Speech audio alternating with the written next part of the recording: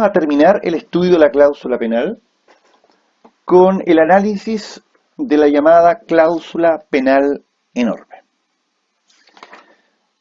La cláusula penal enorme está reglada en el artículo 1544 del Código Civil. Pero antes de iniciar el estudio de la cláusula penal enorme, solo les quiero leer la norma que avala lo que yo sostuve en la clase anterior en cuanto a que si la pena es moratoria, el acreedor puede demandar la obligación principal más la pena moratoria. Pero en cambio, si la pena es compensatoria, el acreedor tiene que elegir entre demandar el cumplimiento de la obligación principal o la pena compensatoria. ¿Qué nos dice la ley? 1543. No podrá pedirse a la vez la pena y la indemnización de perjuicios a menos de haberse estipulado así expresamente, pero siempre estará al arbitrio del acreedor pedir la indemnización o la pena. Entonces, si la pena es compensatoria, el acreedor tiene que elegir. No puede cobrar ambas. Enriquecimiento sin causa, doble pago. Salvo que expresamente se haya estipulado. Dicho lo anterior, vamos a iniciar entonces el estudio de la cláusula penal enorme. A ver, primero que nada les voy a dar un caso. Esta es una sentencia del Centro de Arbitraje y Mediación de la Cámara de Comercio de Santiago. ¿Cuál era el caso? Un contrato de arrendamiento donde se había estipulado que la renta mensual era equivalente a 25.22 UTM. Si realizamos un cálculo y, por ejemplo, multiplicamos 25.22 UTM por 46.000 pesos, podemos decir que la renta aproximadamente era de 1.160.000 pesos mensuales.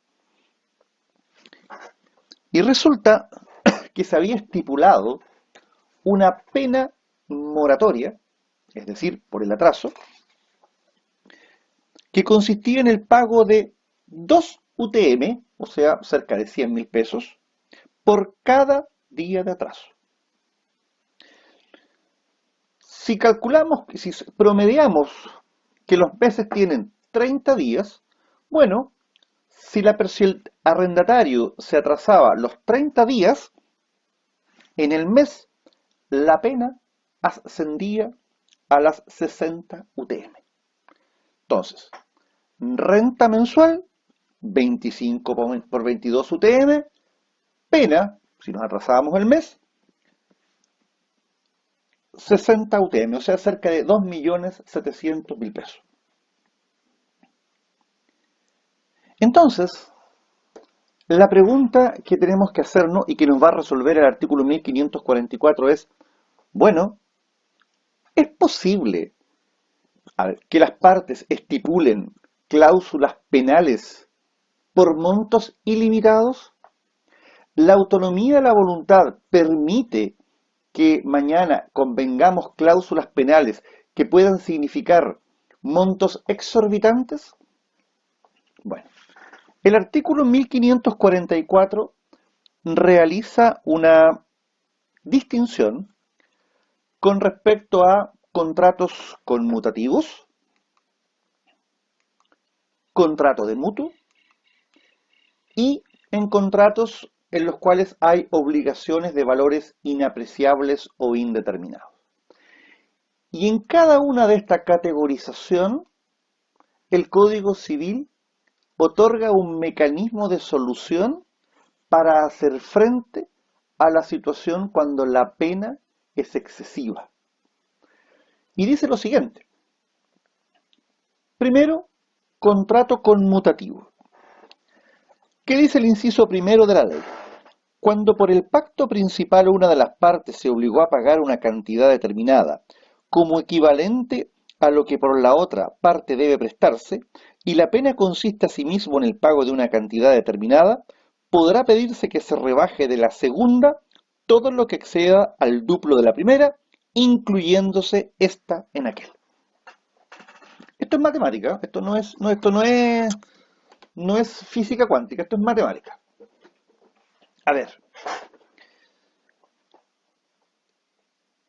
pongan atención en el ejemplo que yo les di. La renta de arrendamiento, esto es un contrato bilateral conmutativo el arrendamiento, 25.22 unidades UTM. Y la pena, la multa, 2 UTM por cada día de atraso. ¿Qué dice la ley? Mire, la pena es enorme si de alguna manera consideramos la obligación principal y consideramos la pena, y ahí está la frasecita que es la que genera la complicación, la expresión incluyéndose esta en aquel. La mayoría de la doctrina y jurisprudencia estima que el alcance de la regla legal es que la pena no puede exceder el doble de la obligación principal. Por lo tanto, si la obligación principal es de 100, la pena nunca puede superar los 200. En cambio, para otros el sentido es diverso. La frase es que si la obligación principal es de 100, la pena podría llegar a 300, pues alcanza al doble de la obligación principal más la propia obligación principal. Sin embargo, el primer criterio es el razonable. Entonces, por lo tanto, ¿cómo yo determino que una cláusula penal es enorme? Tengo que multiplicar el valor de la obligación principal por 2. Y hecha esa multiplicación, la pena jamás puede superar el monto indicado. Por lo tanto, en la sentencia que yo les acabo de mencionar, el centro de arbitraje rebajó la pena. ¿Por qué? Porque si la renta mensual era de 25.22, perdón, la obligación principal era de 25.22 y la pena era de 60, es claro que la pena evidentemente implicaba más del doble de la obligación principal. ¿Por qué? Porque 25.22 significaba que el máximo de la pena debía ser 50.44 UTM. Y resulta que en este caso era de 60 UTM. Entonces, ¿qué dijo la resolución? Lo leo textual. En este caso, la renta mensual equivalía a 25.22 UTM, mientras que la pena pactada consistía en un pago de 2 UTM por cada día de atraso, y en consecuencia 60 UTM por mes, es decir, más del doble de la renta estipulada.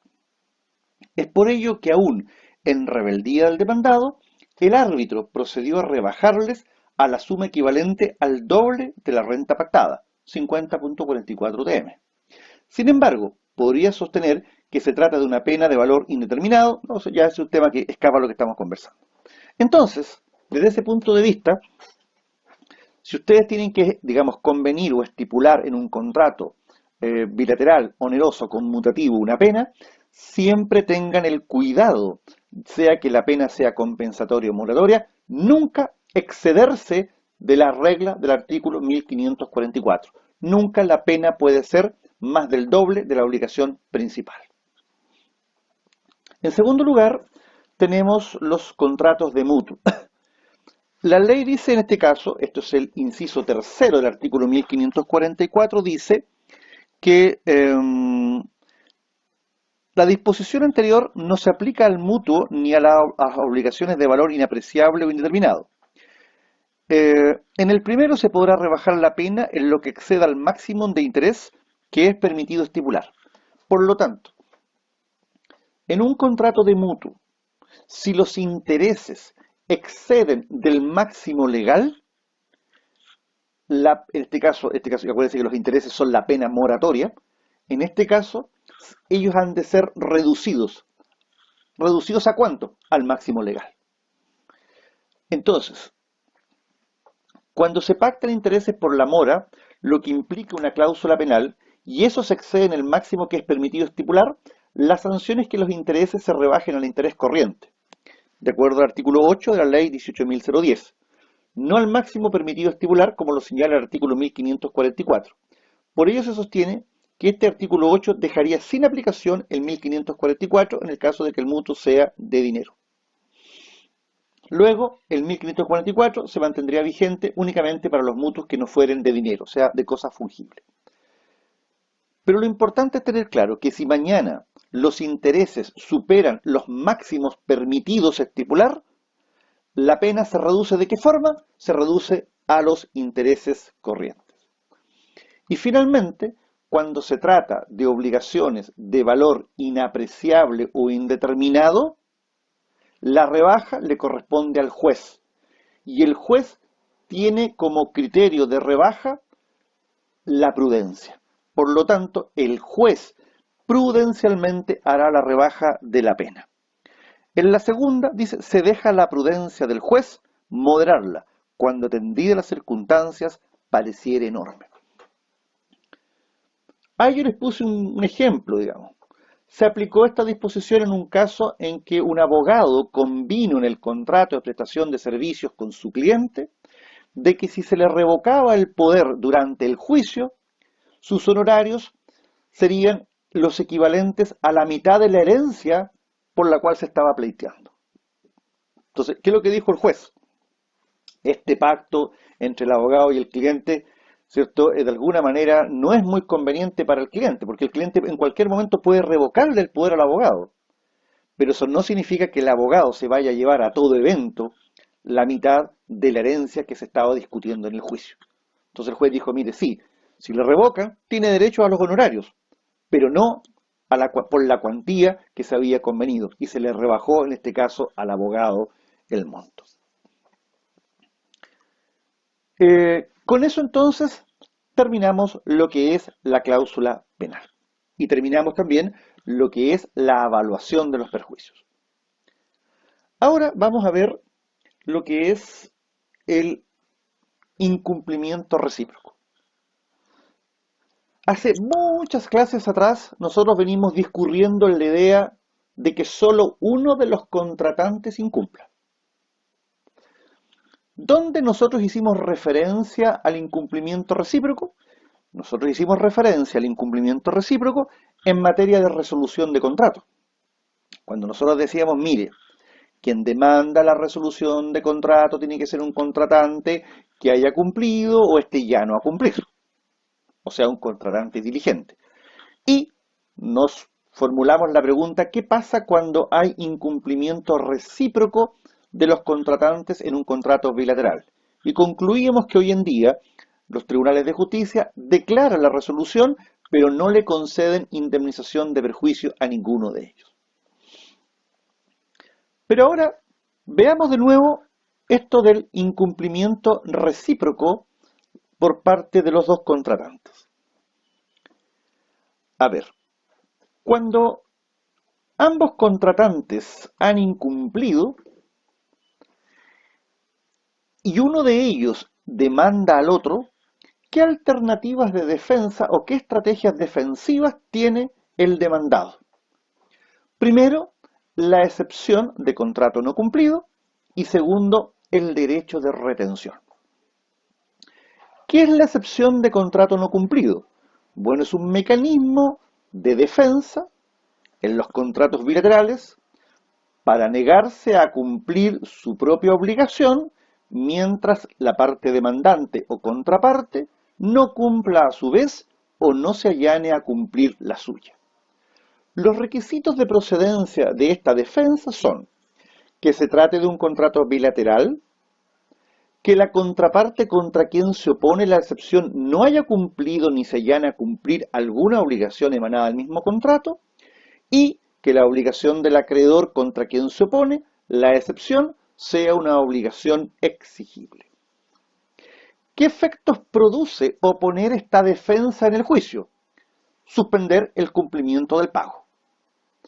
Por lo tanto, cuando se demanda a una persona de cumplimiento de contrato, de resolución de contrato, de indemnización de perjuicio, les aconsejo y les recomiendo analicen como posible defensa, alegar la excepción de contrato no cumplido.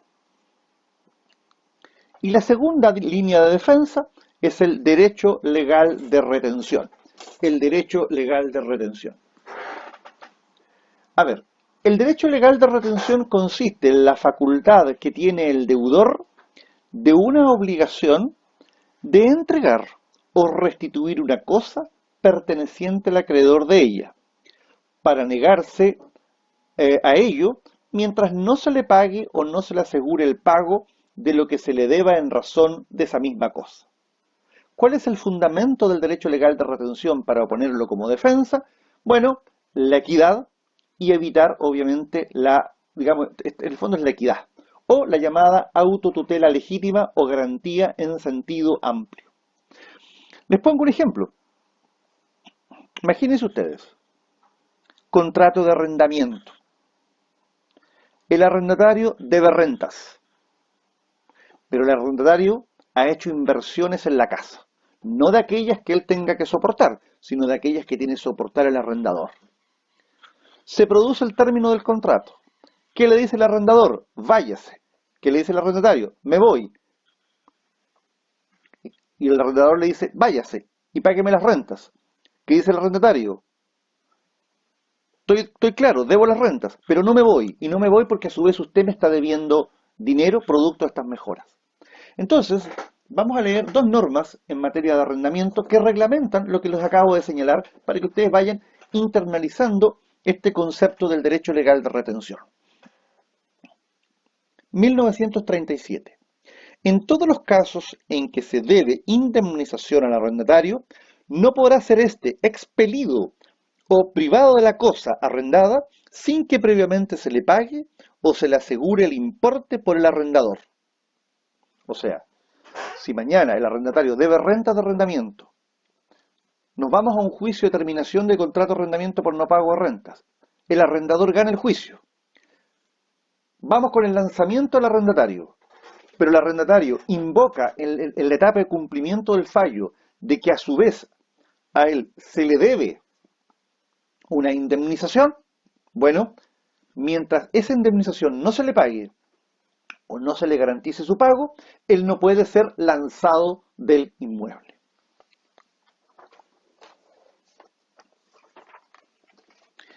(1942) El arrendatario es obligado al pago del precio renta. ¿Podrá el arrendador, para seguridad de este pago y de las indemnizaciones a que tenga derecho retener todos los frutos existentes de la cosa arrendada y de todos los objetos con que el arrendatario la haya amoblado, guarnecido o provisto y le pertenecieren, y que se entenderá que le pertenecen a menos de prueba en contrario? O sea, yo arrendador demando a mi arrendatario por no pago de rentas. Este me adeuda rentas. Bueno, yo puedo evitar que mañana, cuando él vaya a salir de la propiedad, que saque ciertos bienes para seguridad del pago de la renta. Derecho legal de retención. Eso en el fondo ustedes lo ven como una hipótesis de un incumplimiento recíproco contractual. Para que proceda el derecho legal de retención, se hace necesario los siguientes requisitos. Una norma legal que conceda el derecho legal de retención. 2. Una tenencia de la cosa legítima por parte del deudor que debe entregarla o restituirla. El contrato de arrendamiento. 3. Un crédito cierto, líquido y exigible del que lo ejerce. 4. Una conexión entre el crédito y la cosa o su tenencia. Y 5. Que la cosa sea del acreedor de la obligación de entregar o restituir. Para terminar ahora nuestro programa en lo que dice relación con los efectos de las obligaciones, nosotros vamos a estudiar los derechos auxiliares del acreedor. ¿Qué son los derechos auxiliares del acreedor? Son los derechos que la ley confiere al acreedor para evitar el menoscabo del patrimonio del deudor. Ustedes ya esto lo saben y tienen que tenerlo muy claro. En nuestro derecho, las obligaciones se satisfacen con el patrimonio del deudor. con todos sus bienes, presentes o futuros, muebles o inmuebles corporales e incorporales, que no tengan la calidad de inembargables. Por lo tanto, en nuestro país, al no existir la privación de libertad por el no pago de una deuda, la única manera de hacer efectivo un crédito es si el deudor cuenta con bienes para hacer efectivo el crédito. Es decir, si la persona tiene patrimonio embargable. Por eso entonces que es muy importante mantener incólume el patrimonio del deudor. Porque si ese patrimonio en algún minuto comienza a salir, los bienes comienzan a salir del patrimonio del deudor, puede darse el caso que nos encontremos con que mi crédito sea declarado incobrable al no existir bienes donde hacerlo efectivo. Entonces, estos derechos auxiliares están en sintonía con esa idea, la integridad patrimonial. Entonces, vamos a partir en la próxima clase con los derechos auxiliares del acreedor.